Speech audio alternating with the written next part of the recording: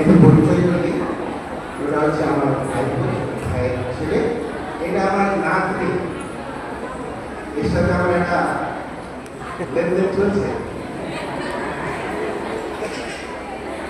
এর সাথে বলতে পারছিল বাদ হয়ে বোট একটা আছে, সে বলছে তোমাকেই বিয়ে করবে। আর একটা নাতি আছে, সে কই কোথায়? নিচে আছে। থ্যাংক ইউ ফাদার, আপনি আমাদেরকে বিয়ে সহযোগিতা করলেন।